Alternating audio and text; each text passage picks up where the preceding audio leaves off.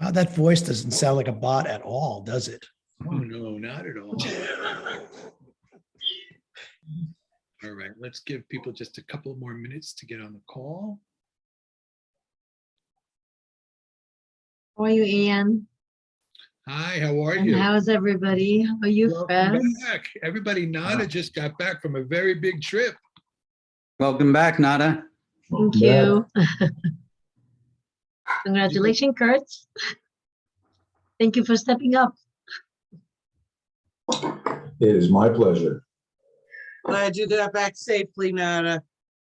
Thank you. Nada, did you get to see your whole family?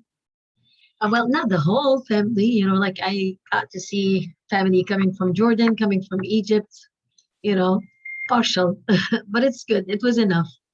Okay, It was good. sufficient. Good. Everything went well. Everybody is back home, you know, like safe and sound. Good. I'm glad. Good. And I'm here back to my family. Good. I'm sure they're happy to see you. Mhm. Thank you.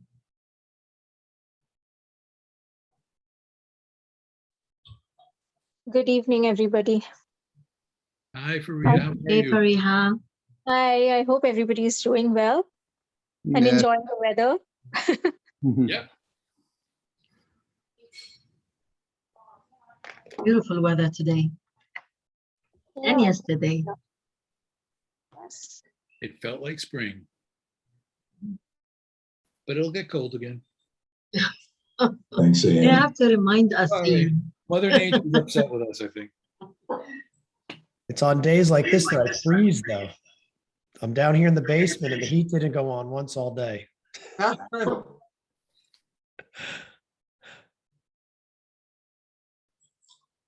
So let's give people a couple more minutes to get on the call with us. Certainly our toughest audience is here on the call tonight, Kurt, is our own Democratic Party district leaders. Mhm. We hope we'll have those couple of people from the public who signed up getting onto the call shortly. And I think maybe Kurt, maybe we'll start with your, giving a brief introduction about why you've decided to step up, which we're all happy to see. And then we'll start having people ask questions. The way that I foresaw this happening, everybody, district leaders in particular, was that we would allow members of the public to ask questions first, because they won't be in our meeting next week. It doesn't look like we're going to have a lot of people from the public here. So I think that giving the public the opportunity to ask questions first is the right way to proceed. And then because we don't have a lot of people from the public, I think there'll be plenty of time for all of our district leaders to ask Kurt questions as well. Ian, I have a question. Sure. When is the meeting, the private meeting of the NDC to ask questions of Kurt? Yep, March 14th, a week from tonight. Okay, should we be parsing our questions? I mean, are those questions to be any different from the ones that you're contemplating that people will ask tonight? Are they different sort, or are we just going to have a second meeting to ask questions of Kurt? We're going to have a second meeting to ask questions of Kurt, and then we're also at that meeting going to formally vote on, which I assume that we will, whether we will endorse Kurt or not. And I think since this, Ian, I'm assuming you're going to release this to the public so that we Yeah, have we're vigorous recording it. enough. So we're going to have vigorous questions tonight. I don't think anybody should just hold their questions for next week, I because agree. I think it would be good for the public, whatever the questions are, so that everybody can hear them. And then if there's any district leaders that didn't attend, they can, listen to the, see the video and, ask some follow-up questions next week. I think that's absolutely the right way to go. Ian, I have a question. Yeah. Was Kurt the only applicant? Yes, he was. Okay. Ian, one other question from me. I see that in one of your emails, it said there was a link to Kurt's questionnaire responses. I couldn't Apparently find it it. wasn't there. I sent it out again. So you should have two Maplewood Democratic Committee Google group emails from me just prior to 7:30. Oh, okay, perfect. I'll look for it. Thank you. Okay. Okay, so I think before we get started, I just want to say that I think we should just take a brief moment of silence to recognize the valiant defending of democracy that's happening in Ukraine. And I think a lot of people in this country take it for granted, the blood that has to be shed for democracy. And I think this is a great example of what, we are living in. And people don't go out to vote. They just take it for granted. We have it. But it can be easily taken away in multiple ways. So we just take a second and recognize that, there are people struggling and giving their lives to defend democracy.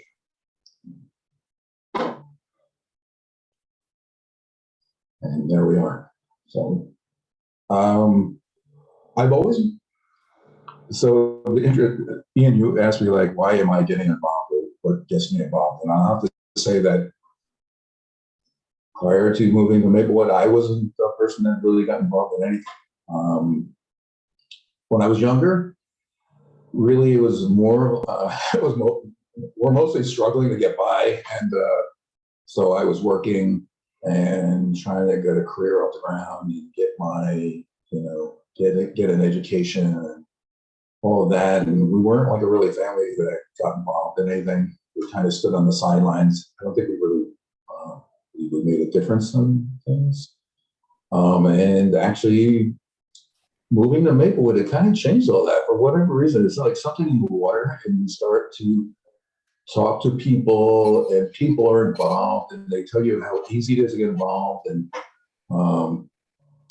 I don't know, it kind of like stuck to me. And, I for the first time in my life, I really thought that I could make a difference. And I thought that there, I had like Mr. Smith goes to Washington kind of view of things. And, I jumped in running as an independent, not for any other reason than I thought that's, I didn't know any better. So I wasn't never involved in politics or anything. And I thought, well, what the heck? I can get 50 signatures and, walk around town and learn what people, what the concerns are. And, I can make a difference.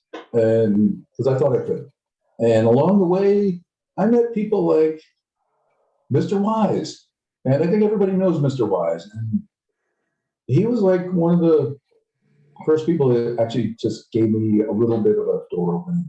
Because and I have to, give Carol Buchanan the big props there too for the debates. But Mr. Wise is actually the first person that took me door to door in the neighborhood, and just that little introduction was really motivating and life changing. Getting to know people and hear what their concerns were, and just even thinking that you can like make a difference in their lives, even if I didn't win the election, knowing that people were listening and just me being there helped them think that they were listened to. And I think it, forces everybody else to listen to that. Like now there's like a challenger, the voice is amplified. And then with the multiple elections, I met Irene Glenn Savage and other seniors that were concerned that, the senior concerns weren't being listened to. Maplewood, and we got involved and we organized the Maplewood Senior Share that actually I believe had a big impact, a good positive impact on seniors. And we lassoed Ian into actually forming the formal senior advisory committee when he had that brief window on the township committee when Marlon stepped down. And this has never left me, and it's always actually been in my blood. And I can't like waltz with me for the thing. I'm like, well, this could be better. This could be better. Honestly, in the last couple of years, I've been like extremely busy with my career and work. And I mean, that's good, but unfortunately, I've had to travel like a lot. But COVID changed that. And now mostly everything's remote. And like I mentioned in the questionnaire, most of my interface with my clients are completely changed and everything's remote, which is great because now I'm, moving beyond the tri-state area. I've always worked globally, but now I have more global I've got clients in the UK, I've got clients in California, I've got clients all over the place just because I don't, have to pack my bags and go there. I have this flexibility on that. So, that gives me the opportunity to invest more time back into the town. And I'm ready, willing, and eager to do that if you guys will accept me. That's With great. that, if we have any questions, I'm going to hand it back to Ian, the grand MC of this evening, and see how we're going to roll with it.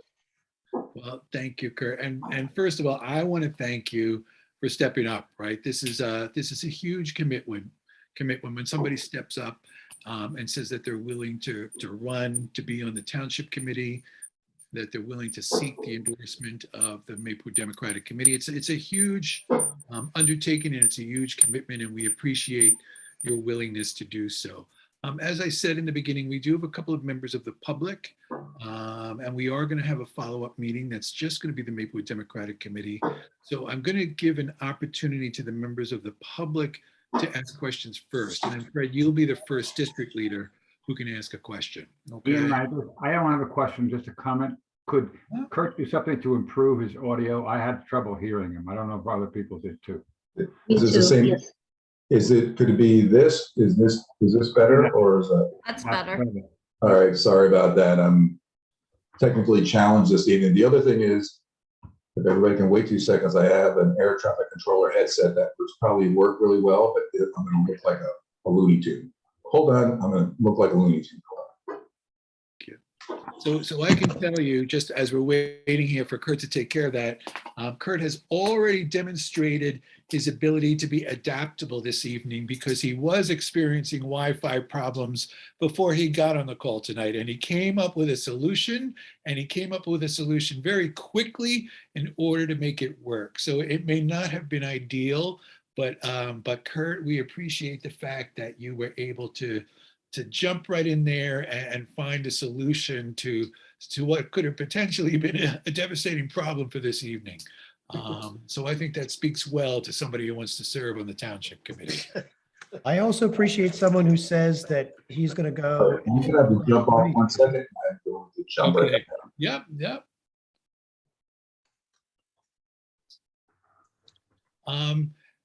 Mary Boehner, I know you're on the call this evening. Do you have questions that you would like to ask for Kurt once he gets his technical difficulties taken care of? Because we want to make sure that people who aren't district leaders have the opportunity to ask questions first. So when Kurt is ready, we'd like to give you the opportunity to step in and ask some questions. I think that I will just be listening. Thank you. Okay, all right, thank you. We're glad you're here. Thank you. So I think Kurt is performing another miracle right now. So let's give him a second.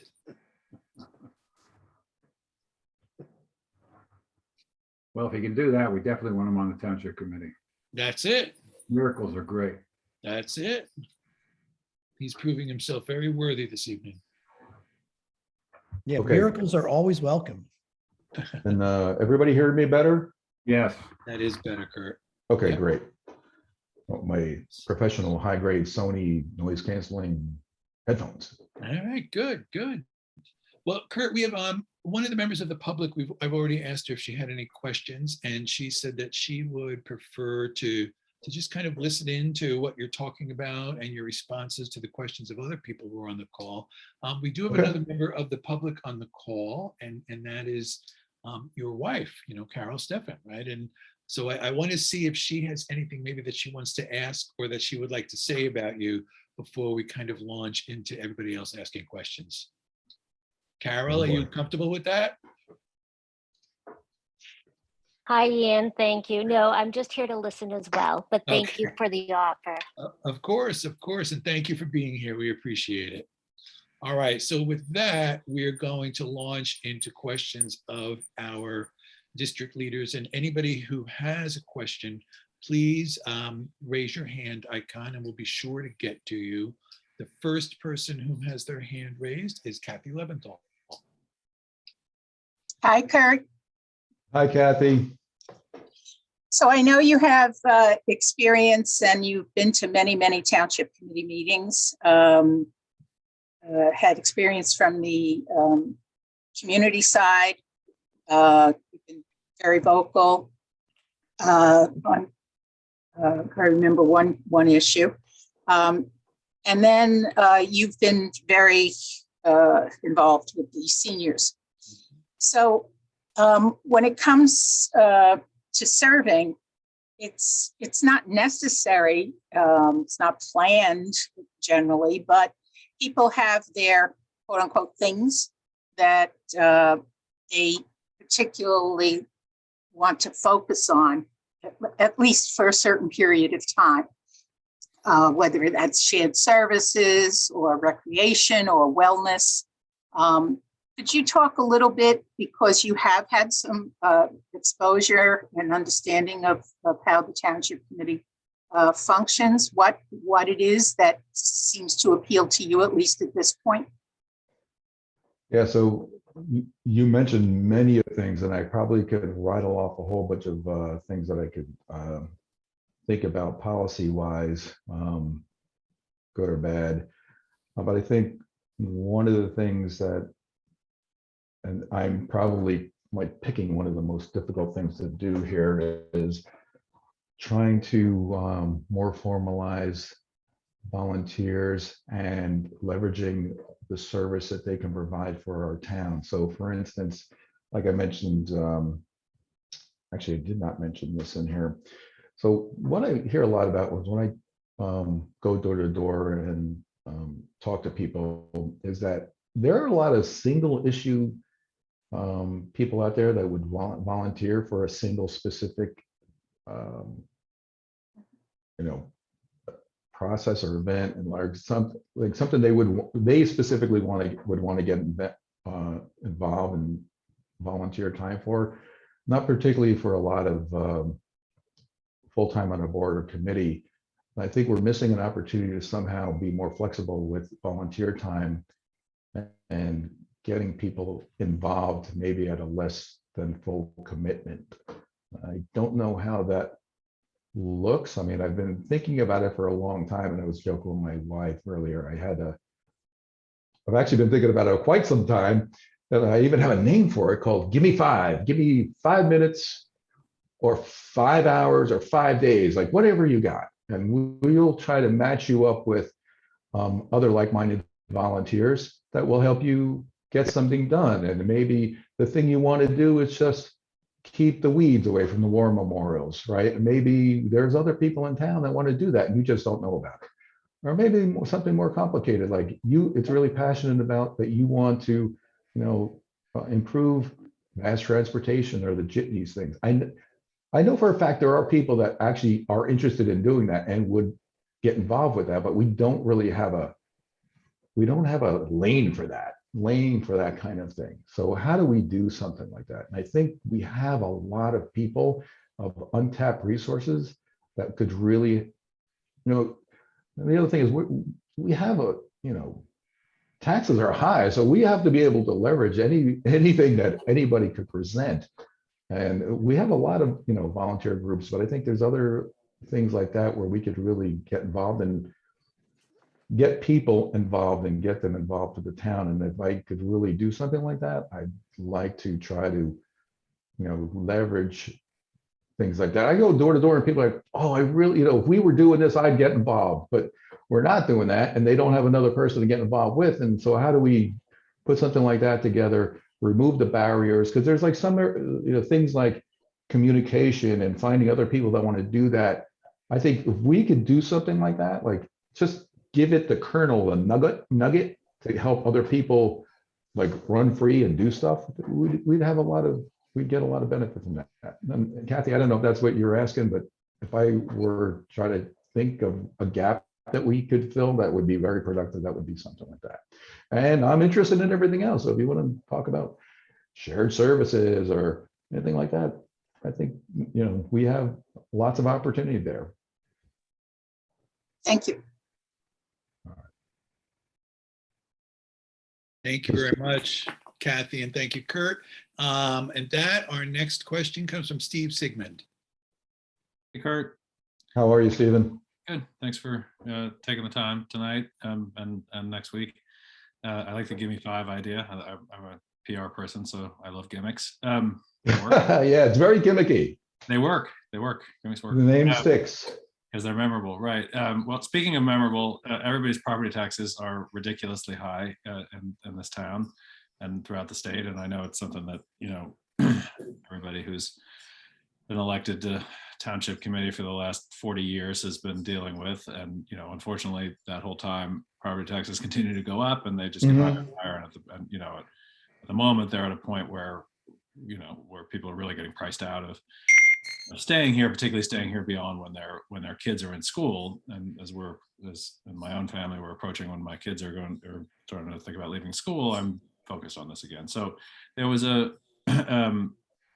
proposal in the state legislature a couple of years ago to change some of the state aid formulas, because obviously, you know, one of the few things that we can really be impacted every year on property taxes is the amount of state aid that comes to us.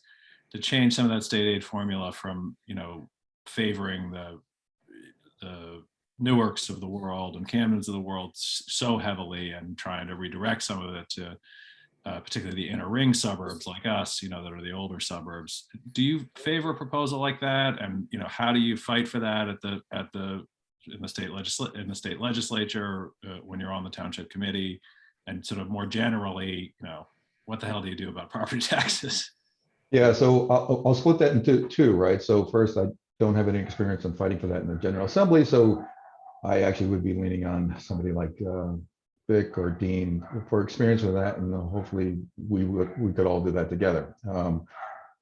I think there are some interesting things that have caught my attention as like Jersey City, for instance. Jersey City has a very large, if I'm going to say that, hopefully I get the term correctly, Abbott share, right? So, but at the same time, you know, their property values are going up, and you know, it's turning into a, you know, very valuable property, right? As opposed to like my old town Elizabeth, it's gradually increasing, but nothing like Jersey City, right? So Jersey City is becoming part of the Gold Coast, but they're still gaining this large amount of school aid that's disproportionate. So I think that's unfair, and whatever we have, I am for fighting to getting our fair share of aid, because I think it's, you know, I don't think it's fair that Jersey City is getting that amount, right? I wouldn't, you know, want to be taken away from my old school town like Elizabeth, because Elizabeth's, you know, still needs it, but for towns where it's, you know, Jersey City doesn't need it anymore, or as much as it needs it. All right. So taxes are obviously taxes are a big deal, and the township committee only oversees like 25% of that. So what do we do, right? So anything we have is actually going to be a battle of inches, right? So I know from looking at it, the township committee is like really down to the bone. There's really not a lot of fat in what's going on. I know that, you know, listening to some of the budget hearings of the past, you know, you hear the fire chief talking about trying to keep the fire engines together with spit and baling wire, right? It's like there's not a lot going on. So I think there's a couple things. Unfortunately, people don't want to hear this, but I would definitely be for raising taxes so that we could properly maintain our assets and infrastructure, because it's one of those things that if you don't do it up front, it's a long-term, you know, it's like the whole oil filter thing, pay me now or pay me later, right? So if you put off preventive maintenance, you end up paying a lot more down the road. So I would rather we address that and see wherever our gaps are in maintenance, and you know, pay that now, right? If anybody's walked past like the Civic House needs a lot of work, but it probably would have needed less work if we just maintained it, like do the regular painting and stuff like that. All right, so that's just a small piece. But the other thing about taxes, I think, if And so there's two levels of things. Like if we can't lower taxes, what can we do to at least provide services that make those level of taxes not so unbearable? So the town has a huge, like, the town is like a huge buyer, right? They have a good, I'm trying to think of the word I'm looking for right now, but they spend a lot of money, right? So why can't we pass those savings down to our residents? So for instance, one of the things that a lot of people, and I think if we just talked about this, everybody's like, yay. They're like, everybody has to maintain their sidewalks, right? And everybody has to maintain their curbs. That's like something that property owners have to do. Not a lot of people realize that it's their responsibility. And if people do or recognize it's their responsibility, it's not the top of their list to get fixed. They're like, and when we have like sidewalks that look like chiclets, it doesn't really make for a walkable town. So why don't we as a town absorb some of those things? Either do it as bulk spending and take that off people's plates, right? So it would be a small incremental cost in taxes if the township provided the sidewalks and curbs. And also, if people don't maintain curbs, it's detrimental to our roads because now the curbs aren't there providing a water buffer, right? Water gets in and helps break up the curbs. So there's areas like that that we could probably, look at to at least make the quality of life better for small increase in taxes. And I also think there's areas like Kathy mentioned, shared services. So there might be some things that we could do really well. Like in the past, we used to have a really great shade tree committee, arborists take care of our trees. Maybe instead of Asplund coming every couple of years on behest of public service and butchering all our trees, maybe we can do that and get paid by public service to do that. And maybe we have like the best arborist system and we do that as our shared service. Maybe that we develop a skill like that. I think there's areas that we can look at, and if we look at it just a little bit different.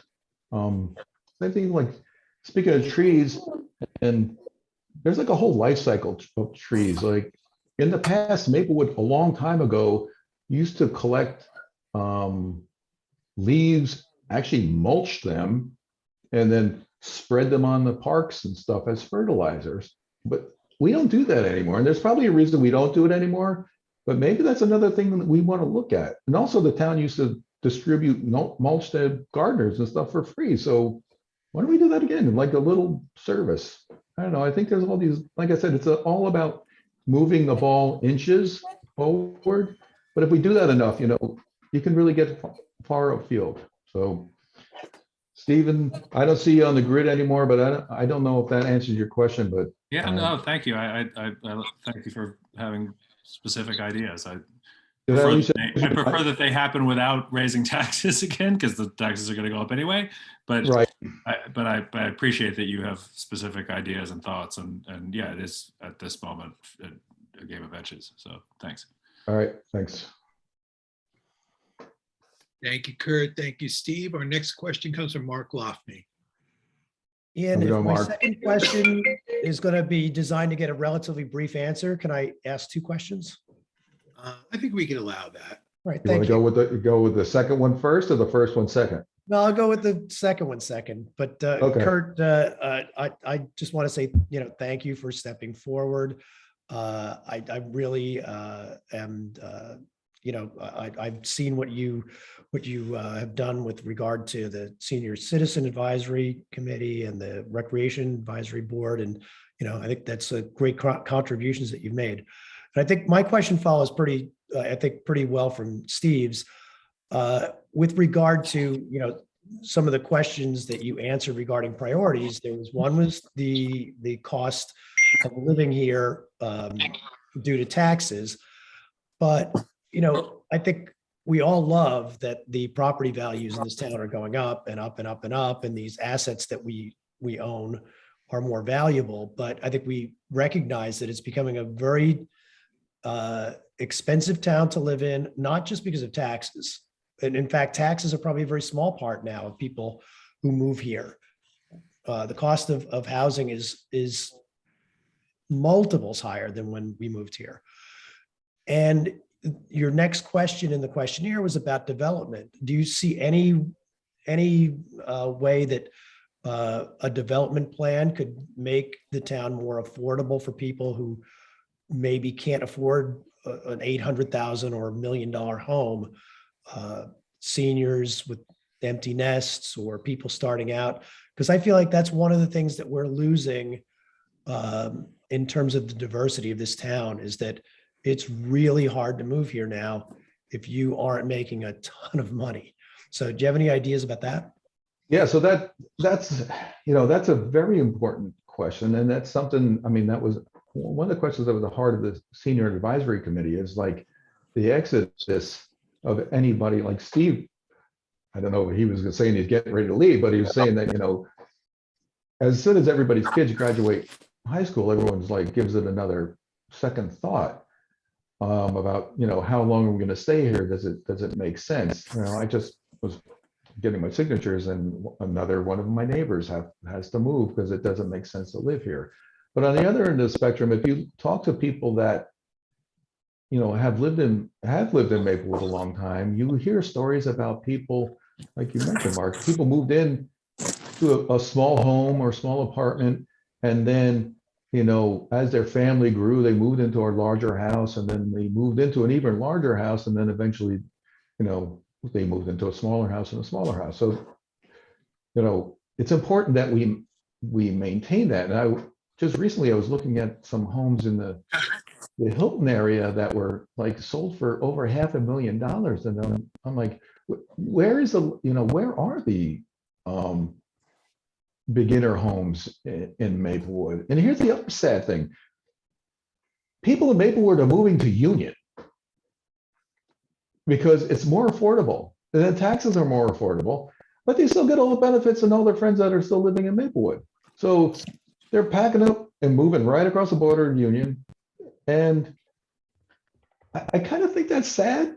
And so to circle back, like, it is a challenge. And I think that,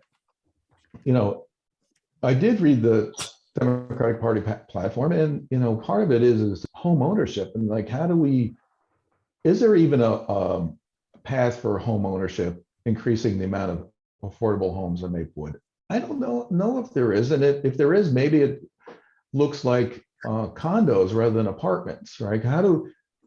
Most of the new, and I could be wrong, like, I try to keep up with these things, but sometimes there's just a little development that gets in under the radar for me, that mostly everything's like new apartments. And so there's a couple things with that. And so first, it's good if there's apartments and they're affordable, so people can get in, and but home ownership is still one of the ways to grow wealth, and that we have, even though the SALT deduction has been clobbered for higher incomes, so if the house is for lower income people, it's still there, right? And if you don't own a home, you can't take advantage of that. And it's another way of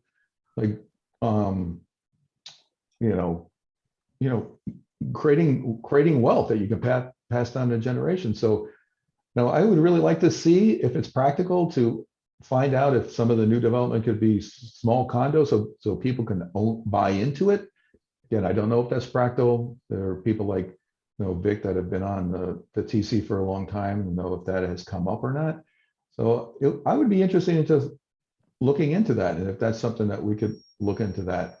And maybe we allow smaller developments that are less costly for people that are just moving out of their parents' home, that don't need a lot of space. If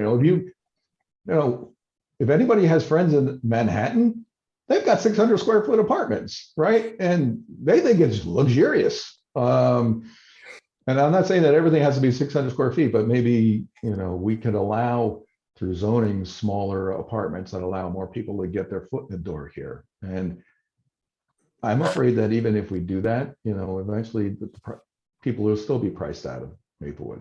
I yeah. don't know if there's any solution. I'm all ears to hearing what that is.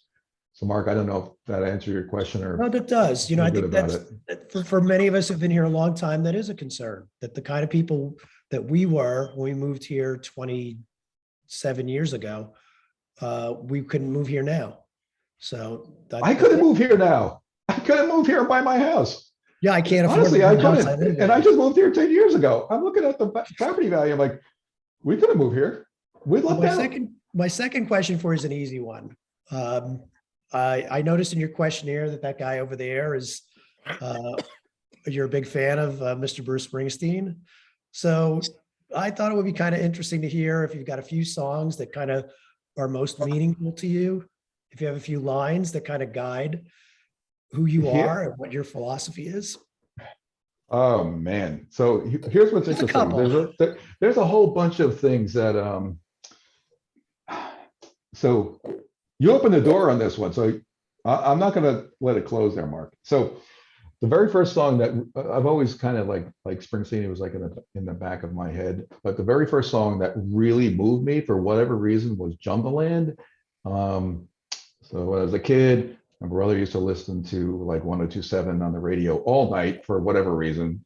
And that song, never really played during the day because that thing is like the bathroom break song. When the DJ's got to get up and do something for like 12 minutes, they put on Jungle Land and they go take care of business, right? So that was only on in the middle of the night. And it kind of shook me out of a dream. And I woke up and I had chills hearing that song, right? And hearing the violins through it. And it's just a magnificent, it really should be a Broadway play, that song, right? From beginning to end. I'll let you know that when my dad died, my dad wasn't really a religious guy. He was more like believed in something. So he didn't have a mass card, but what we did is we took the words from Land and Hope and Dreams.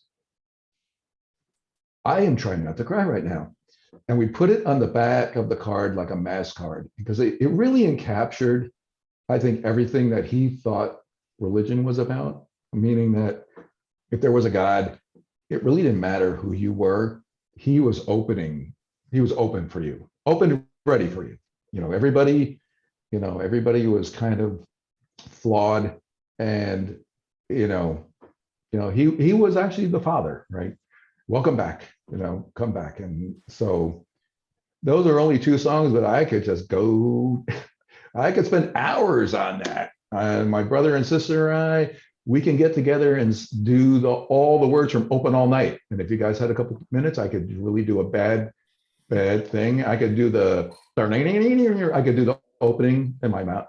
But anyway, I think Mark, you and I are the only people that are being entertained at the moment, but some other time over some adult beverage, maybe we can continue. I'm sure you can pick a mean. Oh, Wild Billy Circus Story. Great song. Well, we don't have to go there. Anyway. So thank you, Mark, for indulging me. All right, thank you, Mark. And Kurt, in our next forum, I think we're going to have you sing a whole song. But in the meantime, we have John. I'm up for it. I don't know if you guys are up for it though. Who's ready with the next question?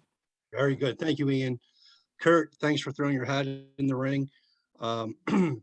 I enjoyed working with you on the endorsement committee over the Thank past. you, John. I have to say that you are like the hardest working non-TC member that I've ever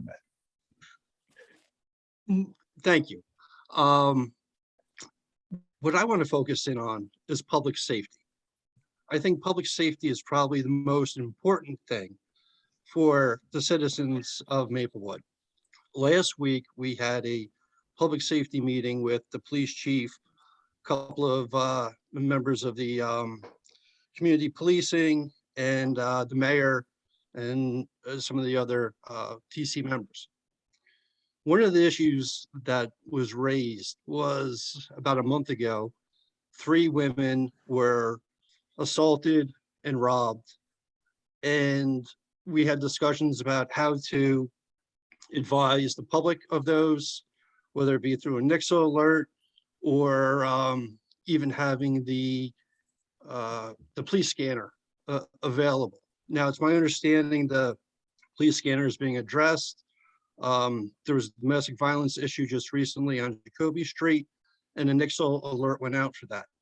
About an hour before I got onto this call, I was disturbed to see that another incident occurred on Chancellor, where a female was again attacked. A gun was pulled on her, and this occurred Saturday evening, Saturday night, and there was absolutely no warning to the community once again, which we had been promised would be going forward. So my question to you, Kurt, is what, if anything, do you have any ideas on how to better make the law enforcement more transparent and also to better communicate with the community? Okay, so I have to say that I am very passionate about this and probably in different ways. And I'll give you a little bit of background of my background growing up. And actually so when I read there's so many things that are like exploding in my head at the moment. So when I read about that, it was actually happened on Chancellor Avenue. It didn't happen to happen by 44th Street, did it? What was the Yes. cross street? It was. Okay, so I have to say that when I ran initially, is Bill Steinbrand on here? Me and Bill and Mr. Wise walked the neighborhood over there, and that was the biggest concern, was crime. There was like a crime wave going on in that area by 44th and Jacoby. And I met one poor gentleman that was like, he was robbed 4 times in a row, like within the month. Like he would see people just running through his house. And the biggest concern, well, there's a couple concerns. So people have so one of the feedback that the neighborhood was continuously getting was like, well, crime is down, crime is down. Well, maybe in the aggregate across all of Maplewood, crime was down, but in this condensed this neighborhood here, crime was up. And you know, the neighbors were concerned that the rest of Maplewood really didn't know that, you know, they were getting robbed. You know, crime was way up there. And so when you walk around Maplewood and you kind of like talk to people, there you could tell like where they live by what their top 2 or top 3 issues were. So if you lived over by Lightning Brook area, crime was number 1 and taxes were number 2.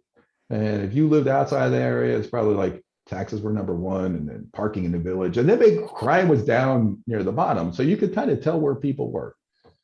So for me, the other things like walking around the Jacoby neighborhood reminded me of the old hood I grew up in. That was my neighborhood, like seeing people, like there's a father doing a great job with his son and, you know, people just getting by. And that's was me and our family. And Elizabeth, that was a high crime rate neighborhood. And my dad was always listening to the goddamn police scatter to see what was going on. I mean, it was like an obsession of his to find out where the crime was in our neighborhood to keep us safe. It went beyond, right? And I understand that feeling, and I'm getting all worked up about it because I'm going back to being a kid in that neighborhood. And that was my neighborhood. These are my people. And there's many times where I feel that if something happened to Carol because we didn't tell anybody that there was crime going on and it was a repeat thing, my head would freaking blow up. So I don't know how we do it, but we have to better protect our citizens if we know that something is happening, right? We can't like wait weeks later and let people know. I mean, I heard Dean's explanation that it might not, it might not benefit. I'm going to respectfully disagree. Obviously, I don't know everything else that Dean knows, and I don't know everything that's going on behind the scenes. I just have a gut feeling that we could do better at that. And I know that if I was in the neighborhood and somebody got mugged, three people got mugged, or if there was continuous break-ins, I'd want to know. And I know that as a kid, my dad wanted to know. That's why he bought a police scanner to know what was going on. It was the only way we knew that there were pedophiles in the park, because nobody was telling anybody that. He knew where the crime was. If somebody got broken in or neighbors got robbed, or he knew, because but he was kind of obsessed with it. Aside from the fact that there was our house on fire, we'd all go and watch, which was kind of disturbing. So I know I was rambling on, but my take is, we should be able to reasonably find a way to let our neighbors know that, there's a threat of crime, and, focus resources on that. The other thing I learned with talking with people in that area at the time, because crime was high, is like, they wanted more of a visible police presence, and not in a police car. They wanted somebody like on a bicycle or walking through there. And somebody had mentioned, and they said it was under Fred's Profetta's administration, that there were beat cops walking around. And I know as a kid that in Elizabeth, we had beat cops. They walked around the town. We kind of felt safe with that. And I know that there's concerns that aren't. Some people don't want cops. And one of the benefits of Elizabeth is we knew the cops because they were in our neighbor. I mean, they were our neighbors, actually. Our cops were, coaching baseball, and they lived up the street from us, and they were from our neighborhood. So it wasn't like we didn't know them and they didn't know us. And I'm rambling because I got so many thoughts in my head, but John, I don't know if I answered your question adequately or not, or at least if I've given you like enough to work with on how I feel about these things. It's nice to see you have the same passion I do. Thanks. All right. Thank you very much, John, and thank you, Kurt. Our next question comes from Nada Alzabi.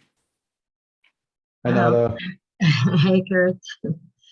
First of all, thank you for stepping up for this position, and it was a pleasure working with you at the committee as well. Likewise. I do have actually a comment on Mark's question, a comment on Bruce John. Springsteen? Yay! No. Yeah, 2 comments, and then the question to you.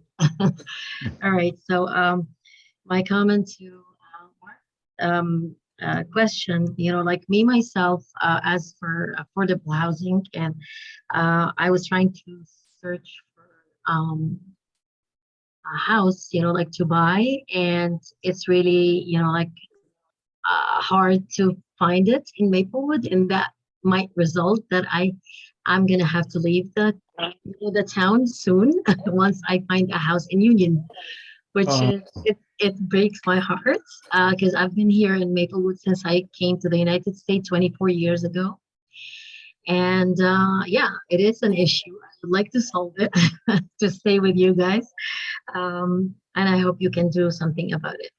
The next, it's about the safety. John, you brought, very important point of how, and you, Kurt, as well, of how to notify our residents in Maplewood. I've attended like almost half of the meeting. My phone died in the middle of it, but I made sure to have a comment in the chat. I'm not sure if everyone saw it, or Ian, did you see it? My comment? I don't see a comment from you, Nada. Oh, not this chat, the other meeting chat, the safety. On the public safety. That's okay.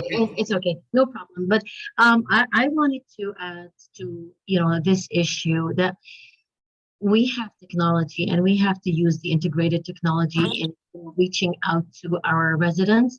So our budget, we should allocate, part of our budget to have like some kind of an app that when someone reports something to the police, to the 911, like we would be alerted as, resident, like the town will alert the citizen, like the resident of what's going on. If there's a kidnapping, God forbid, or like a robbery or whatever, like this is the easy way I see, this is the use of technology these days. You can just get the news in 1 second to everyone, and everybody would be alert and take precautions as well. And they might be also, helping in getting that robber or this, like kidnapper or whatever, so we can help the town, and the police as well if we have this kind of announcement reaching the residents as soon as possible, as soon as the incident happened. So these are the two common, and I have my question. I have sensed since you start talking, your passion to bringing people in and bringing more volunteers, and that in your belief that everybody should be on board and, talking to people, getting more ideas, and let them be involved. So my question, do you have a plan, to involve the residents of Maplewood in the decision-making process, in, bringing ideas, and, as a consequences, they will be making the decision for themselves. Yeah, Through you.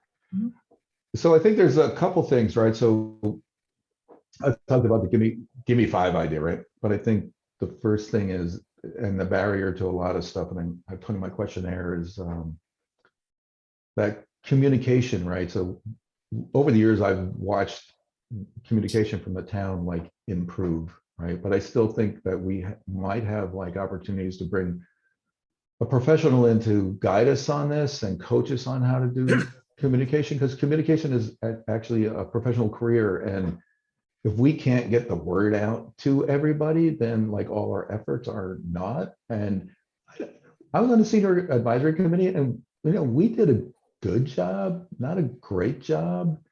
And we had many meet the senior advisory committee meetings, and people did turn out. But as I mentioned, I know that we didn't get to everybody. Like I know there was like neighborhoods that weren't represented, and it's just because we didn't know how to get out to them. And I think it's a severe shortcoming on like preventing from everybody to be involved into it.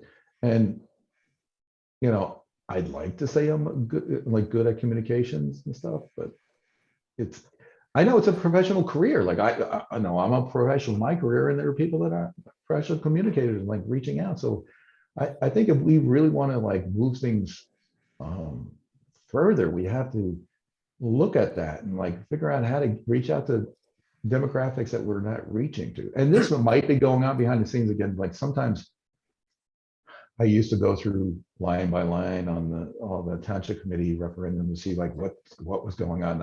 And I'll be honest, I haven't done that in quite some time. So some of this might be happening, but I think, being able to communicate with different groups and ensuring that they know that it's there, and ensuring that, they can make a difference and get involved. And so I'm going all over the place, right? So Yeah, I think, can I add to this? Like, I think my opinion is we need to have like active district leaders, I guess, to reach out to their, district.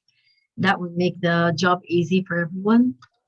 Oh, yeah, And to have this, like back to Ian, and the educational and all this, like workshops that we need to have, educating the district leaders of the task they should be doing, along the year, not only at the time of the election. We need to be on board and active. yeah, so I wasn't running for township committee, I might do this anyways. Like I was thinking that maybe I would do like a once a quarter, like office hours, meet your DL, like virtual Zoom or something like that. Now that we have like a website, why don't we do that? Like everybody could do it like once a quarter, 4 times a year. Let's reach out to everybody in your district and have a Zoom for an hour or have coffee somewhere. It's again, though it takes communication and reaching out, and we have maybe, I forget how many people we have here that are from the public. We don't have a lot, right? And that just demonstrates that, how difficult it is for communication. I'm sure people are very interested, right? But, everybody's day is busy and like trying to, if you're relying on Facebook or something, like you might miss it. And sometimes I do miss it. I'm like, how did I miss that? And because I'm intentionally trying to watch for things and I just miss it. My inbox is like overflowing and can't stay on top of social media. And I agree. Maybe, this isn't township committee discussion, but DL discussion. Like, is there a way to improve the outreach?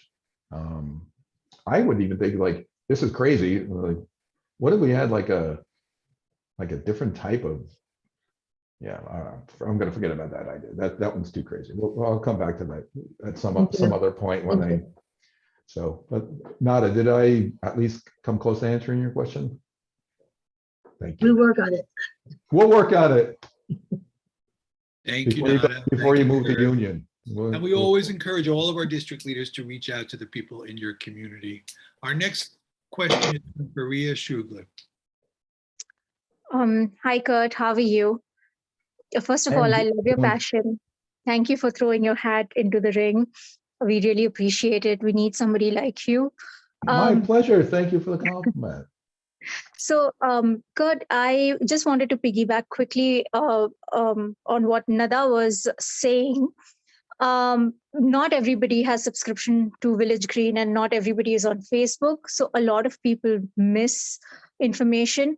The simplest thing would be to set up text alerts for people, and they can just get a text alert, when there's a township meeting or if there's like any news or if there's any event happening in the town, they can just get a text alert that reminds them that, hey, this is coming up or this happened.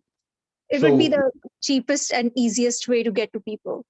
So what's interesting is actually the township, it doesn't have text alerts, but it does have email alerts. And so the website has gone through a couple upgrades, and every time it goes through an upgrade, I lose all my subscriptions. So that's kind of what happens there. But there are like a whole bunch, well, at least I haven't looked recently, but there's a whole bunch of topics you could just pop in your email and then go through a whole checkbox and you can get alert on a whole bunch of stuff. So if there's a committee meeting, they'll notify you that. Right.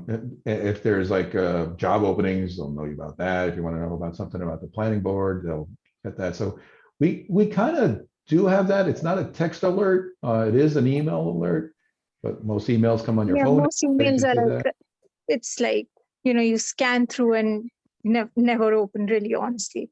But text you read. There's like no other way.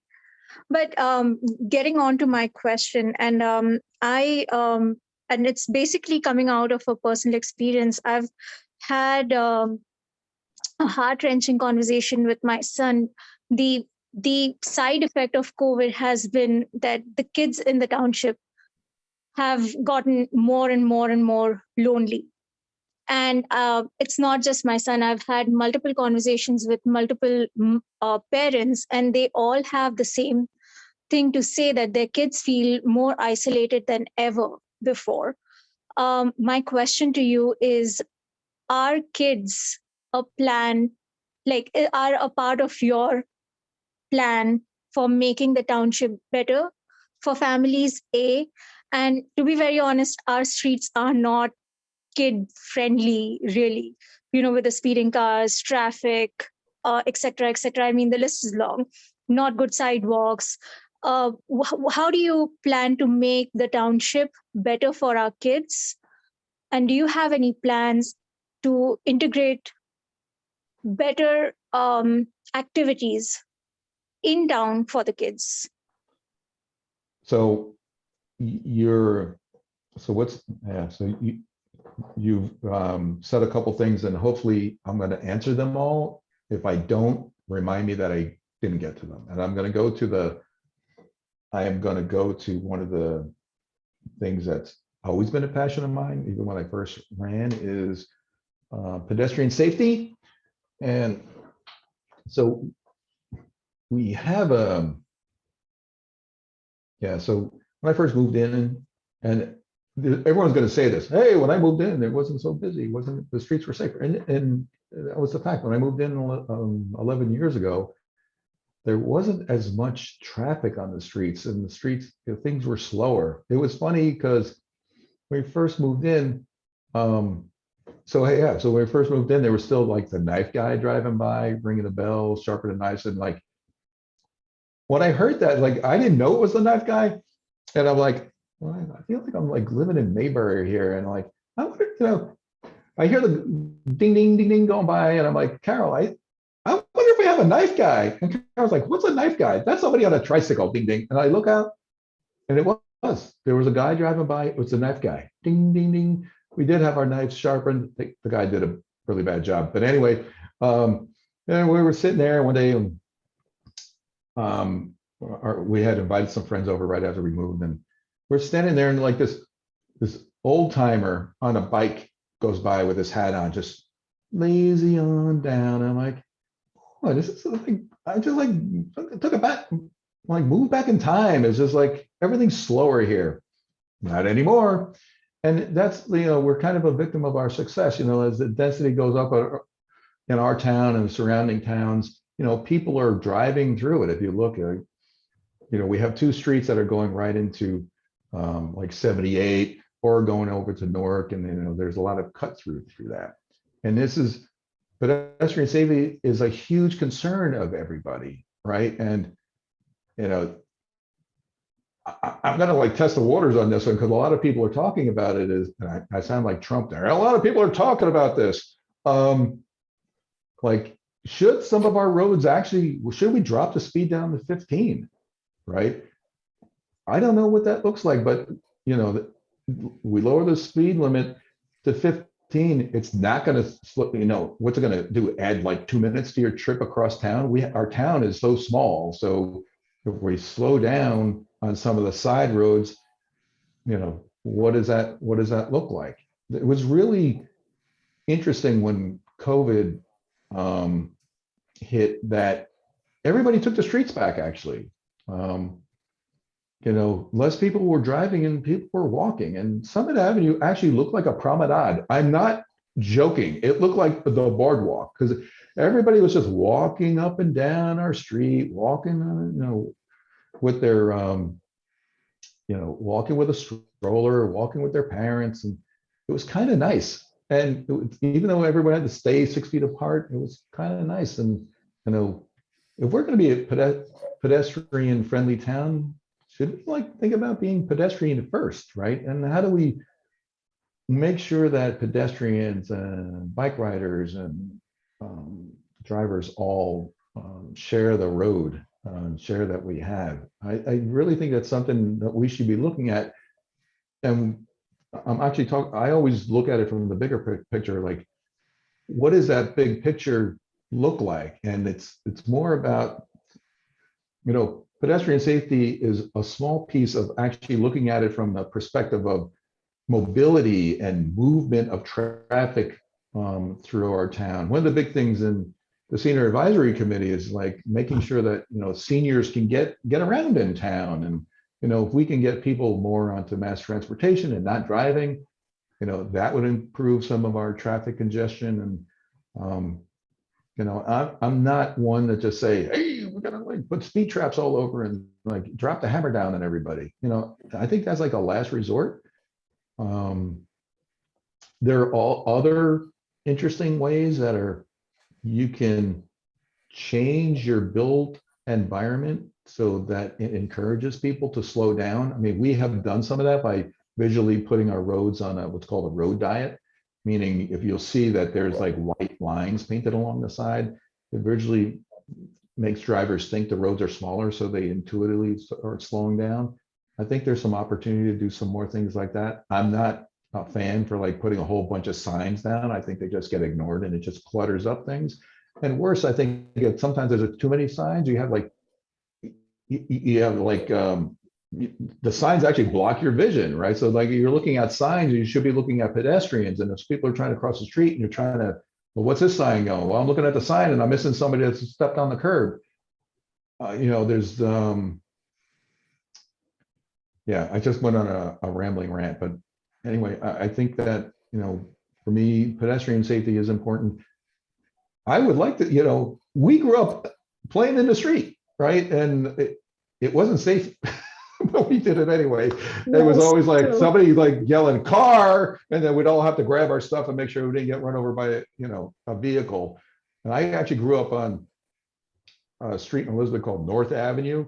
You think of like Springfield Avenue, that's pretty much like North Avenue. It was very busy, trucks and everything. We I'm not going to go down that road. But anyway, we used to like go around the corner and play in the streets. And I think, I think there's a lot of opportunity to look at that. I know it's going to be difficult. I think we should look at it, even if we have to look at it and say, there's nothing we can do. I think we owe it to everybody to just like go through the effort and try to, because it's going to happen, as we get more dense, our roads are going to get more clogged. And we like to say, have everybody take mass transportation, but unless we put that in place, encourage people, right? Make a bicycle the preferred mode of transportation, or a scooter. How about, everybody, some of my neighbors have Vespas, right? So how do we make like the downtowns a thing like Vespa friendly, so somebody can take an alternative form of transportation? I think we have some opportunities there to look at it, as take a cohesive look at, transportation and pedestrian safety. You mentioned one thing that kids are lonely. I'll tell you another group that's lonely: seniors. And I agree. Yes. And a long time ago with Irene Dunsavage, we did a lot of cross-generational meet and greets with seniors, and at the time it was high school students, so seniors. It was interesting is there's like a concept called like adopt a grandparent. Like we didn't do that officially, but what we found is there were a lot of the seniors that came out, senior high school students talk to seniors. They didn't have grandparents, and they really enjoyed talking to seniors and learning about their history and because they didn't have that opportunity in their lives. So I found that was interesting. Irene also did a lot of work with art installations, multi-generational art installations. So, seniors were working with children and like doing and creating art. So, if there's somebody that wants to help re-coordinate that, I know that works. And if your concern is, childhood loneliness, there's a whole other group that would really appreciate that. Again, it's always, so what was great about Irene was a former teacher. So she had like all the connections in school, in town to actually, put a lot of that together. It is very difficult to organize. And then she was a senior as well. So she had like a lot of people in that regard. So, like, give me 5 if you're willing to help put something like that together. I would help put you together with somebody to make that happen. Yeah, absolutely. Yeah, I'm here. Absolutely. Right. Thanks, Korea, and thank you, Kurt. Our next question comes from Fred Profeta. Uh-oh, now the tough questions are coming. Now, I'm the guy that allows you a softball, remember? All right, yeah. You forgot to let me know what it was going to be. Yeah, well, I mean, that's a problem. No, this is actually something that I've been thinking about for some time. I'm glad to hear of your interest in seniors, because it's my view that and has been for some time, that this is an overlooked constituency, and one which has a whole lot of value for the town, because seniors are people who almost by definition have lived here for a long time, and so know a lot about the town and what's good and what's bad and what needs to be helped and what they can do. And they also have the time to do it. So retaining your senior population is a great way to retain a true asset and something that can make a lot of good difference in people's lives, as you pointed out. I'm not one who thinks that much, having served on the township committee and steeped in all the learning we do there. I know that reducing taxes is a huge it's a wish. It's not something that's going to be logically fulfilled.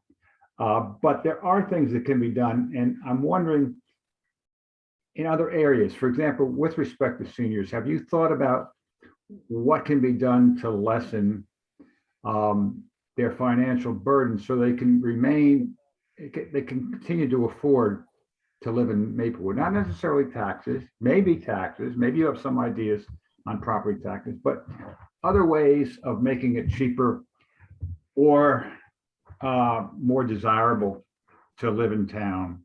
I'm thinking mostly of financial relief that will help retain that population. Yeah, so I am not familiar with any direct financial relief from at the township level. I know that, and it's come back up, and unfortunately, I am going to forget what the actual bill is, but there is a bill that has come back up. It actually was introduced a bunch of years ago, and it kind of like died on Christie's desk, but there is a bill that's coming back up, and I hope, and I will look for it. I'll send it to you guys, and you should all write to Mila, JC, and McKeon and tell them to support it. Is that seniors could earn credits to their property tax for volunteer hours. And I think it's up to $1,000. They could, if this is passed, you have to have lived in your house, I think, for 15 years in the town. So while it's a small amount, I think it's worthwhile. The interesting thing is, now the township would have to actually put together a formal volunteer program for seniors, and seniors, it would be to do things that aren't typically done in town, right? This would be something else. But I think it's something that we should pursue and let everybody know that we support. That, and actually the sidewalk suggestion that I came up was actually something that came up from the senior advisory committee. So if you're a senior, you own your home, you're in no hurry to be changing out your sidewalk, although you're actually going to benefit really well if people fix their sidewalks. I think Livingston is actually, I think the township I looked at that has like a 50-50 share. So if you upgrade your sidewalk, Livingston will have like a standard rate that they'll pay for about 50% of your sidewalk. So I think it's something that's doable.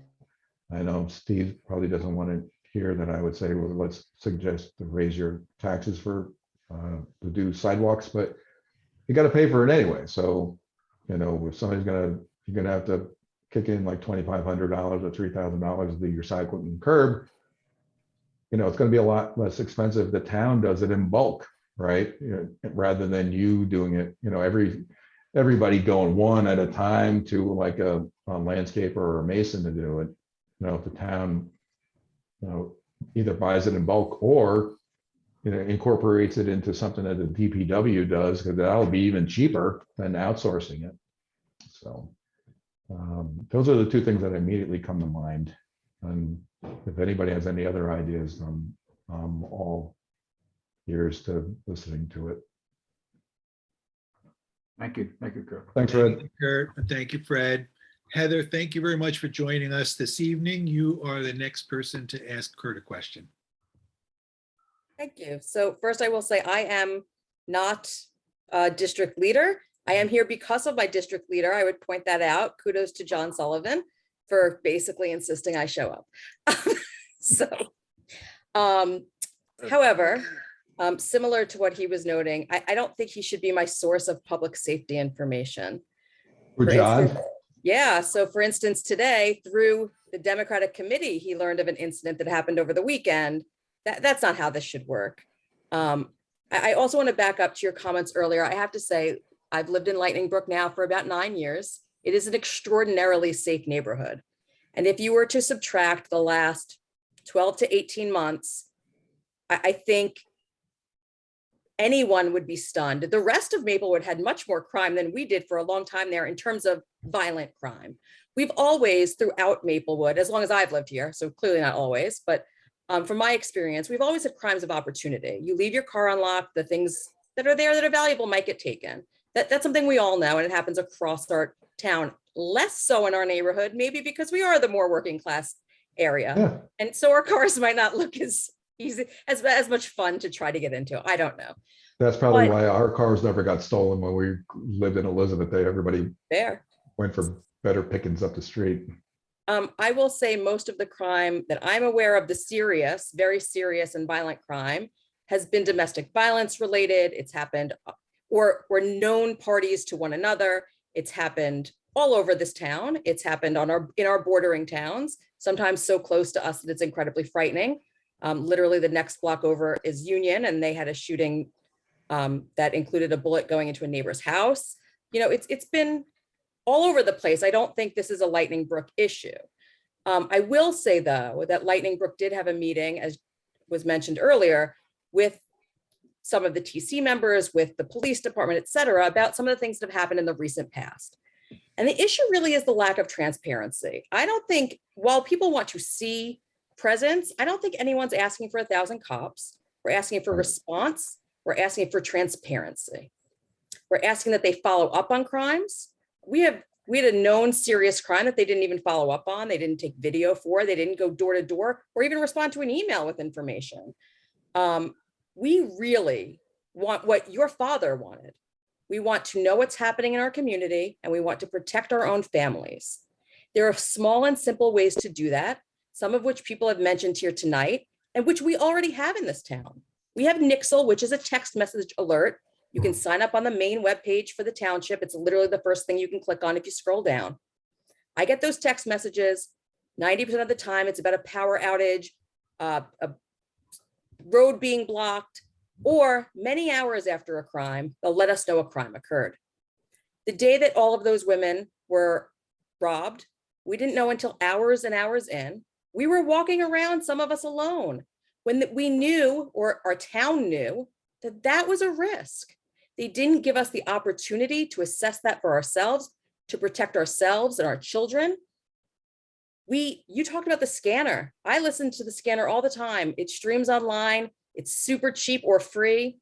But Maplewood, it's been a 4-year fight on and off to get them to keep it up. It was up for a while. The force report came out and they pulled it down literally the day after the force report came out.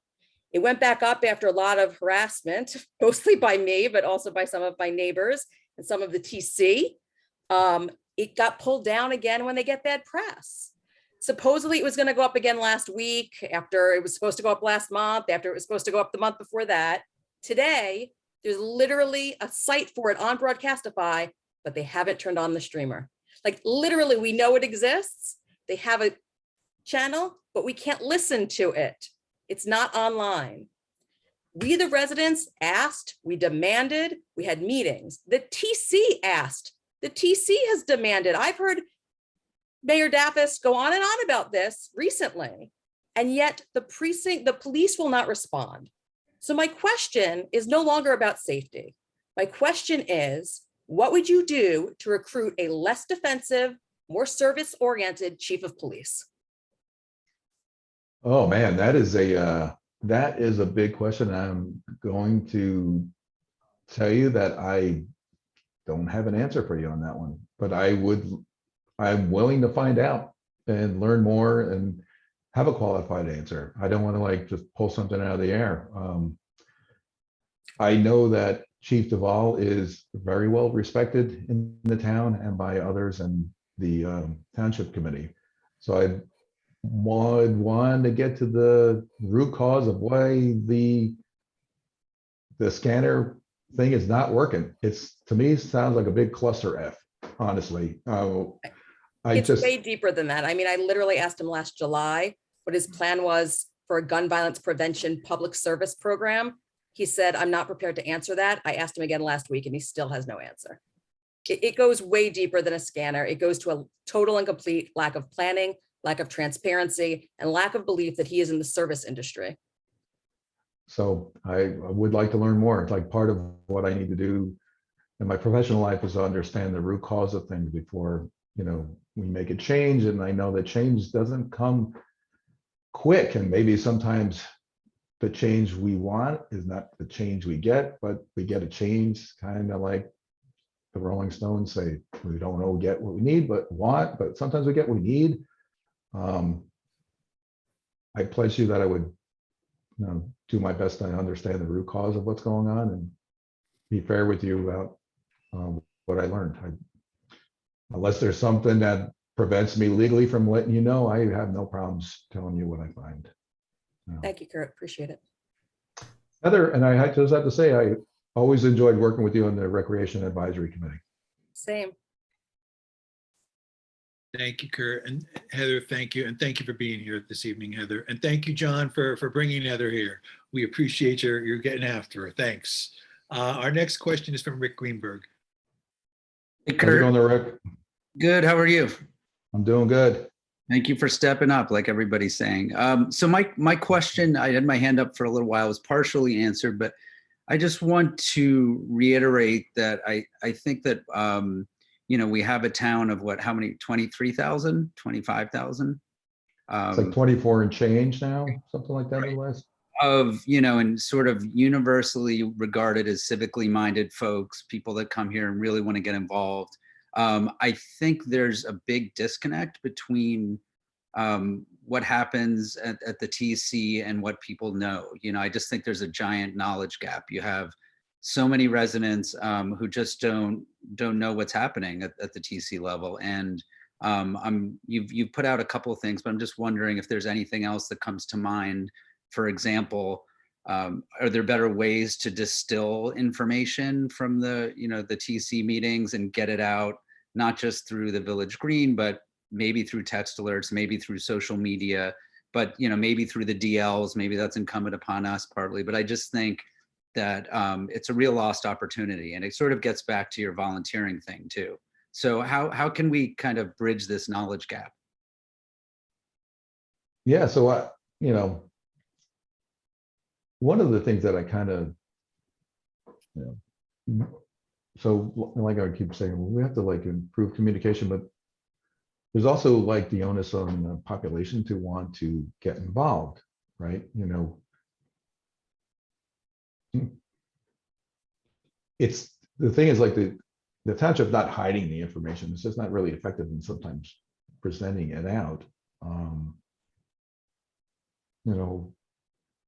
I guess where am I going with this one? Yeah, where am I? So we've got, yeah, so it is a challenge, right? So if we have tap into, we've got Village Green, we got the news record, whoever still gets that. There used to be the Maplewoodian, but he retired, who's a kind of like a gadfly that would, really grill everybody on everything. So what are the other outlets that we could be looking at? The thing is, even if for things like you mentioned, like a text alert, someone's got to sign up for it, right? So how do we get them to sign up for that, right? If somebody's not signing up for the email alerts, even though, because that's what we have, how do we get them to sign up for a text alert if they're not going to sign up?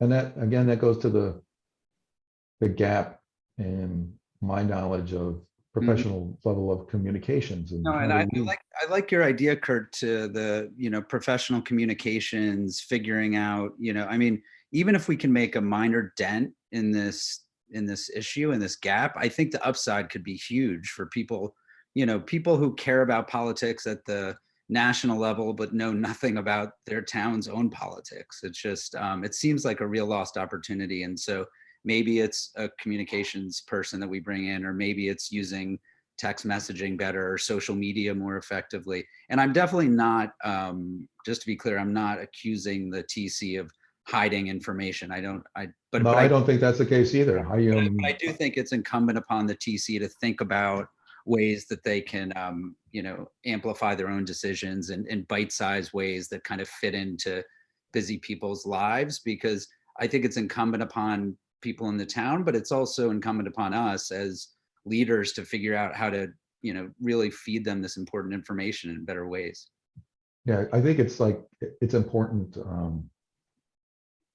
Like what I do a lot, most of what I do in my professional life is just trying to remove barriers for success for people. Like, I think most people actually want to do a really good job on things. It's just like a lot of things are in the way. And like, the key is to get the root cause of why it's not happening and, try to remove any stumbling blocks that might happen. So we're spitballing a lot of things, but we really don't know why people aren't getting involved. People might think everything's great until it's not. And then it blows up on Soma Lounge or somewhere else. And then everyone's like going crazy about stuff. And like, why did I know about this?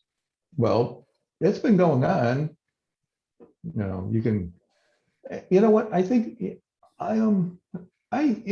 there might be like, I don't know if the township should do it or like, the Village Green does a good job of like creating synopses on things. Like, I don't know, like how do we like go from the township committee to something that's really interesting that somebody wants to read Right. about, right? And go through and like, even if you go through the transcripts, ooh, that's, Not gonna work. like, how do we make it like interesting, so that it grabs you? Or if I used to watch these, right? Well, you can go through a bunch of hours of watching resolutions about paper clips, right? And how do you get to the meaty good stuff? Or how do you even know there's going to be a meaty good stuff in there? You don't know. You got to watch it, right? And I think a couple. If I just gel with a lot of people are saying, it's like people have busy lives, and the township information competes with a lot of other stuff, right? You're competing with emails from school and work, and you are interested in it, but you want to get right to the meat of it, right? You don't want to have to go through all that. And maybe I kind of think part of it is us, right? You got to be civic minded and want to be interested. It was interesting. I have a friend who lives I think everybody should look up this town. It's interesting town. It's called Arden. It's in Delaware. It's actually a small town of only 500 people. They actually get more people going to their township meetings than we do. They only have 4 a year, and they get like 200 people that go. What's interesting is like you have to have a quorum of citizens to vote on legislation. So people go, and they have really great involvement. And I actually don't even know where I was going with that. But anyway, Arden's a very interesting place to look. It's an artist community. It's actually very much like a commune, but it's actually, there's a lot of really cool things that they're doing, and I don't know where I was. Sorry about that. I forgot where I was going. All good. I appreciate the answer. Thank you. Thanks, Rick. Yeah, thanks, Kurt. Thank you, Kurt. Thank you, Rick. And we have a question from Becky Shear. Thanks, Ian. Hi, Kurt. Thanks for stepping up to run. I just wanted, I know Rick just asked a question, and I was just thinking you might have said, and I'm really glad that you did this, introduced, and this isn't my question, sorry. But I'm going all over the map, so I might have answered. Yeah. Nobody even thought about. That you did this as a member of the Maplewood Democratic Committee, suggested that we start an endorsement committee to make it easier for people to run for township committee, so that and we came up with a process that would allow people to. So I have to. So I just really shot the email out almost over a year ago, and Fred showed some interest, but I have to give Ian credit because he's the one actually put the wheels in motion. So thank you, Ian. Thank you, Ian. He made Fred the chair, and that was fantastic.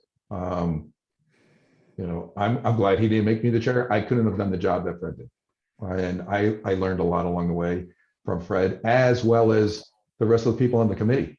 I mean, Fred. I told you guys in an email, but I learned and grew through the whole process, and it was really, you know, I really loved it. I felt like we accomplished a lot on the committee. I was really happy to be part of that. So. Yeah, I think we all were. And you know, the irony that is that it doesn't seem like you're the only one who stepped up to seek the Democratic endorsement. That doesn't mean other people can't still file a petition and run.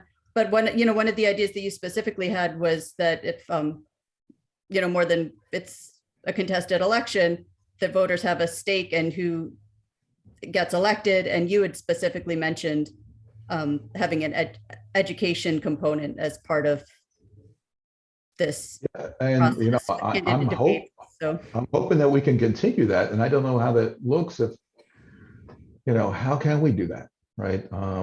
First, if we definitely need to get more than 2 people to show, but I'm more than happy to like actually have more formal meetings on between now and November.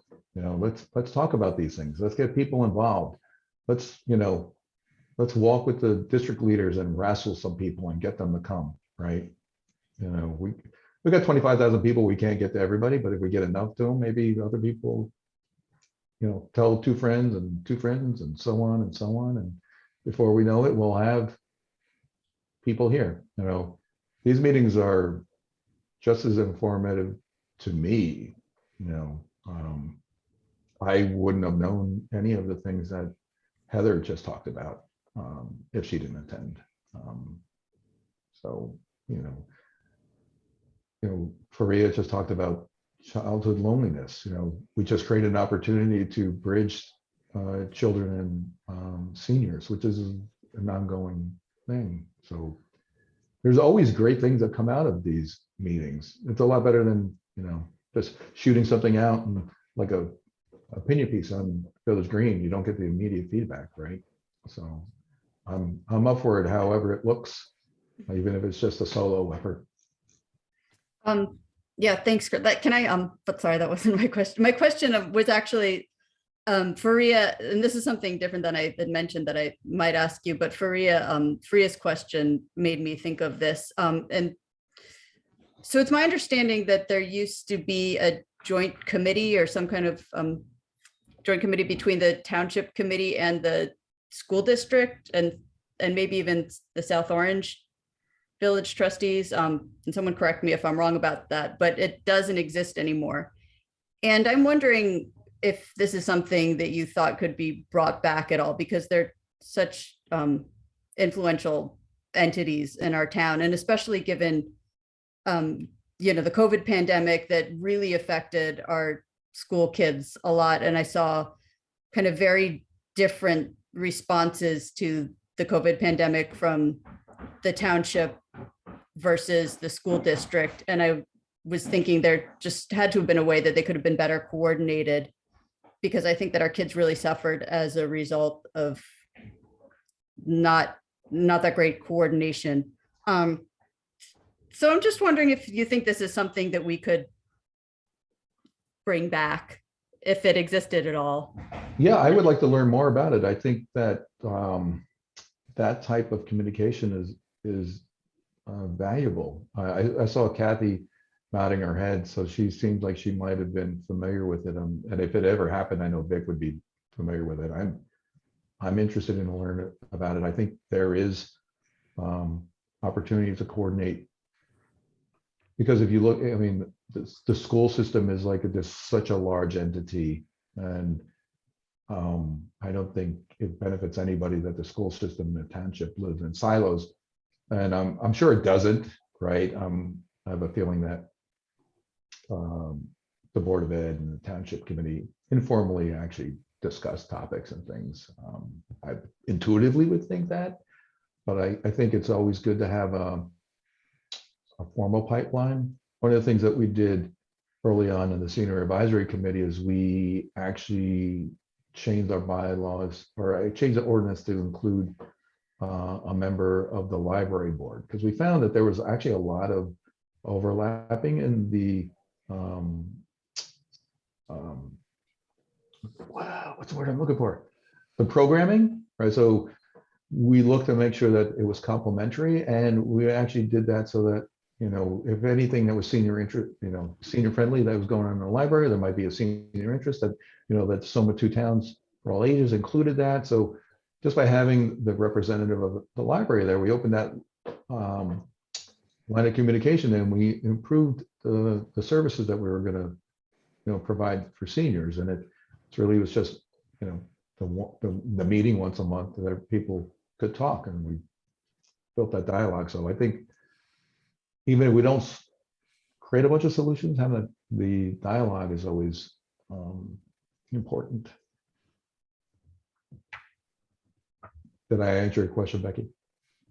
Yeah, thanks. I'm especially appreciative that it's, you know, something, if you don't have an answer, you're looking into a dialogue and seeking answers if you don't have them. Thanks. Perfect. Thank you, Becky. Thank you, Kurt. Rick, do you have another question, or is your hand still up? Okay. All right. Fred has a new question though. Yeah, thanks. Okay, Fred. Kurt and Becky, just as a piece of information, so you know where you're going with this, Kurt. We actually did have such a committee that it was South Orange, Maplewood, and the school board, and we met monthly. And this was something actually that Ian and I campaigned on, and we brought it in. And I think Kathy was involved on the committee also, and it had a very useful function. It had, for example, the kinds of functions that Becky talked about, things that implicated the towns and the school board. A classic example was parking and traffic, and those things which the towns enforce, but they are so heavily involved with the children and when they leave school and so forth. There are these intersecting topics, and the school board discontinued it. So I would encourage you, if you have the opportunity, to bring this back, and don't let the school board discontinue it. They get kind of jealous about their territory, and it's not as representative as an organization. Yeah, so it's interesting you mentioned parking and traffic, is because my sister lives in Basking Ridge, and my nieces go to school there, and I find it what's interesting is that there's like a whole coordinated pickup drop off process, and it's very smooth. Like they direct people around streets, and everybody lines up, and you all get there perfectly timed, and it's not like a whole disaster area around the schools. And I always like drive through Maplewood and like drop off time, and it's like, everyone's just coming in, and it's like all the, the cross streets are, clogged up. So, I don't know what that looks like, but even if there's anything we can do about that, but there are a lot of issues like this that need coordination. So it would be good to bring that back. All right. Thank you, Fred. Good points. Vic?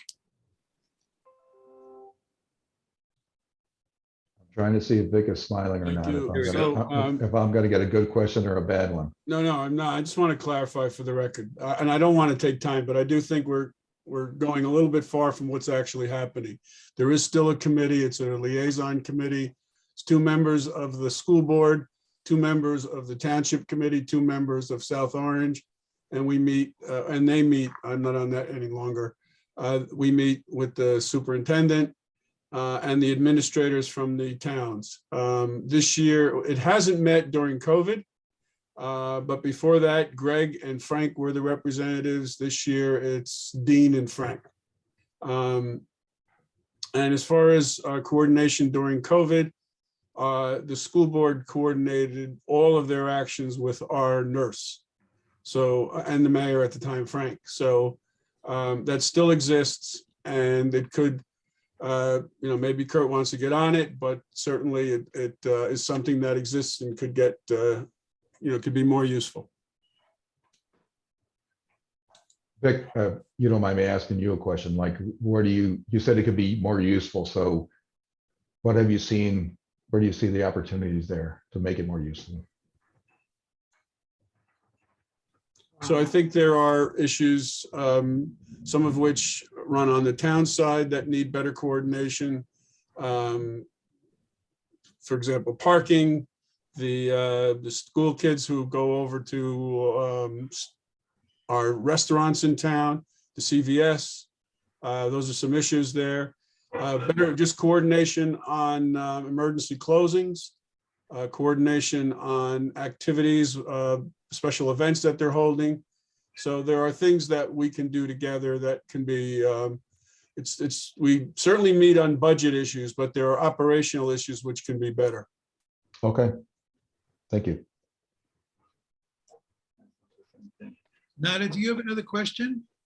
No, just, I have just an advice to Kurt that we are dealing with new generation also in the city here in the town, and they have a different way of thinking and different lifestyle.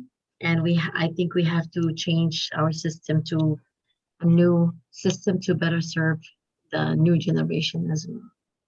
That's it. Thank you. Excellent. Thank you, Nada. All right. Does anybody else have any other questions for Kirk Kiley, who we really had an opportunity for the last 2 hours to learn a lot more about, and hopefully get more excited about the fact that he wants to pursue being endorsed by the Democratic Committee going forward? Does anybody else have any other questions that they want to ask? And seeing no hands raised, I'm going to ask Kurt if he has some closing remarks. And after Kurt's closing remarks, I'm going to ask everybody to hold on just another minute, right? Because the Maplewood Democratic Committee is not just involved in the township committee race. We are involved in elections at the county level, at the state level, and at the federal level as well. And we have some people on this call who work very hard on that. And we're going to ask them to speak to that briefly. But before that, Kurt, you know, we really thank you for stepping up. It's like I said at the very beginning of this evening, it is a tremendous undertaking. It is a tremendous commitment, and we greatly appreciate the fact that you're willing to take this on. So like I said, we've heard a lot from you this evening. Is there anything that you'd like to leave us with in closing? Actually, just a thank you guys. It's really great to like listen to everybody's concerns, and you know, I'm actually glad everybody asked me a lot of questions that show that you're interested. I was happy to answer them to the best of my ability, and you know, I'm going to be looking up you guys, and hopefully you could drag me to meet your neighbors, or maybe we could do a virtual Zoom or a virtual coffee, or however it works better for everybody.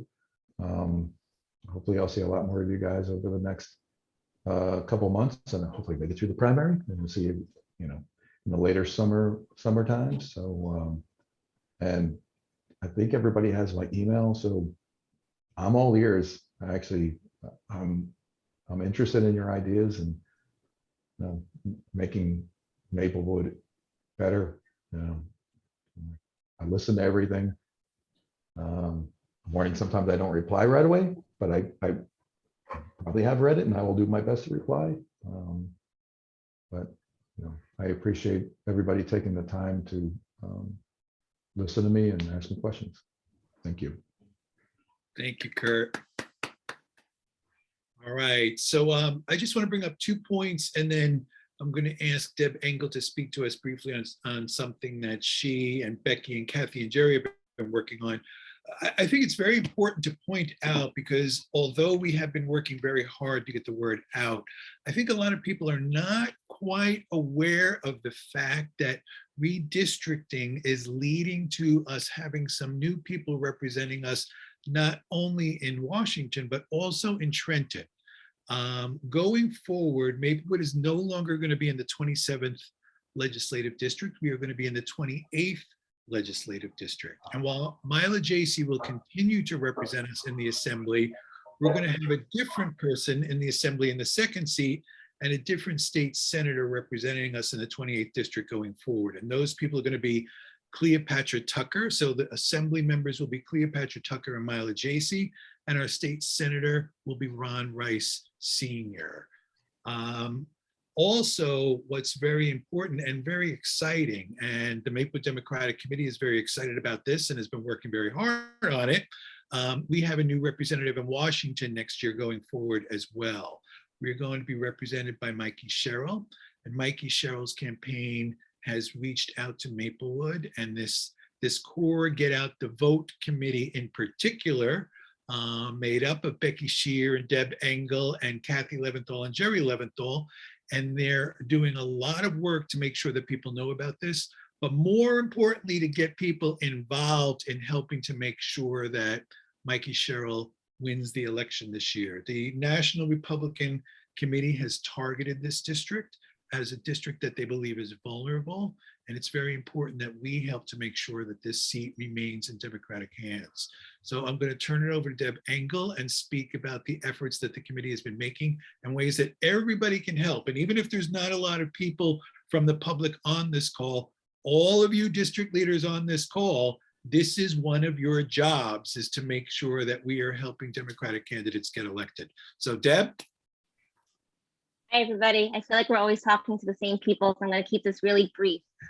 Wednesday night is Mikey's kickoff campaign event in West Caldwell. So you can go to our website, maplewooddemocrats.org, and sign up to attend. Becky's going to put all these links into the chat. On Sunday, we're going to be canvassing around Maplewood and I think South Orange to get signatures on her petition, so we can use some help. You can sign up for that via our website as well. And I think what we want to ask is for you guys to send out some of this information to your neighborhoods, and we're going to put together an email with some of the information to make it easy for you, but encourage them to sign up for our newsletter. We're trying to get it out weekly with all of the events. Upcoming, we have a lot of postcard writing opportunities, which is always a fan favorite. So we have a lot of those coming up, hopefully to be sent out in the next week or so. And we also have Malinowski phone banks coming up, and a lot of people that we've been talking to when we call for Mikey is also interested in helping Malinowski, since he is also vulnerable. Murphy only won this new district by 52% of the vote. So it's really important that we get people involved, and it's just 4 of us doing a whole ton of work. So we really need help. We know there's other people that aren't on the MDC that are interested in getting involved. We just need your help to reach them. So even if they're not in your neighborhood, but you think they're politically active, email them, say, hey, sign up for our newsletter. Do you want to get involved? They can email me, they can email Becky or Kathy or Jerry or any of us, but we can use some help. And I think that was everything, but someone else can chime in if I forgot something. Thank you. Great, Deb. Anybody else from the Get Out the Vote committee? Okay, so I want to thank everybody again. I think this was a great meeting. We did record this. I deleted some things in my Zoom cloud, so I had some room to record this meeting tonight, and I will make sure that we get this to Deb Engel is going to put it on our website as well, because it's a great way for people to learn more about Kurt and district leaders. You know, again, this is a great thing that you could share with the people in your neighborhood to help them to learn more about Kurt and to get to know Kurt a little bit better. So everybody, thank you very much. We will, the Maplewood Democratic Committee will be meeting again next Monday. All right. Thank you, everybody. Have a good night. Thank you. Take care. Good night. Good night. Have a good night. Thank you, Ian. Good night, everyone. Thank you. Good work, Kurt. Thank you, Kurt. Thanks, Ian. Go rest, Kurt. You must be, you're gonna be like, whoa.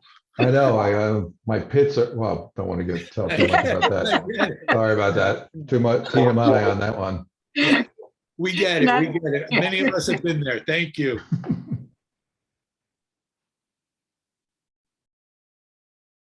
All right. Kurt, thank you. It's a huge undertaking, and we really appreciate it. Tell Carol we said thank you, because that's the first thing we have to do, is to thank the spouse, and congratulations. Yep. Thank you. Right. Take care.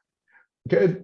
Is there a way to get all the, I'm trying to see what's going on in the comments. Will that be like, if I were to like I watch this, will they be there? Recording. I think it'll be in the recording. Okay, excellent. All right. Thanks, Ian. All right. Have a Have good a one. good one, Kurt. Thanks. All right. Bye-bye.